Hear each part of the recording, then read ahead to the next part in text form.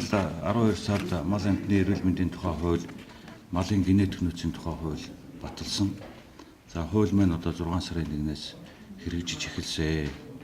Тийм учраас одоо 6 сарын 1-нд мал эмнэлгийн ерөнхий газрыг засгийн газрын тогтоолоор байгуулсан. За өнөөдрийн засгийн газрын хуралдаанаар хуулинд бол босоо бүтцтэй байхаар мал эмнэлгийн ерөнхий газрыг заасан.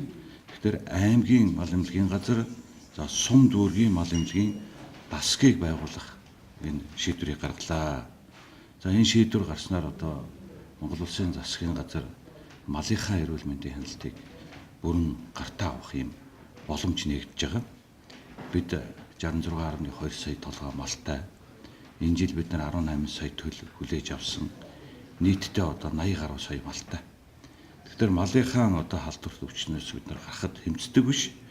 Урьдчилан сэргийлдэг болох одоо энэ бүтцийг бид нар хийж байгаамаа. Тэгэхээр Монгол Улсын засгийн газар чаашд малаа 100% вакцинжуулах, за малын гоц халдвар төвчнөөс урьдчилан сэргийлэх ийм шинэ бүтцтэй болсон ийм түүхэн шийдвэр гаргалаа. Энийг бас та бүгд мэдэгдэж байна.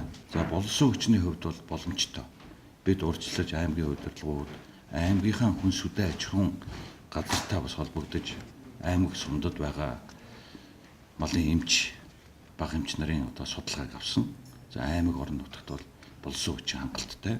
Харин бид цаашдаа болсон хүчнээ чадваржуулах, дахин сургах асуудал дээр бас яам анхаарал тавьж ажилланаа.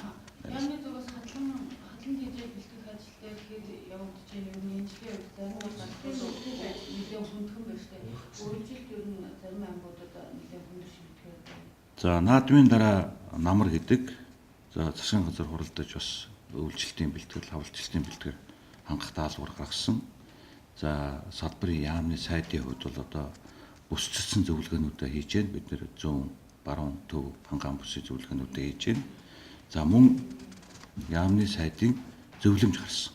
Ялангуяа одоо энэ жилийн хувьд бол бас боломжийн байгаа шүү дээ. Бас ногоо сайхан ургаж байна.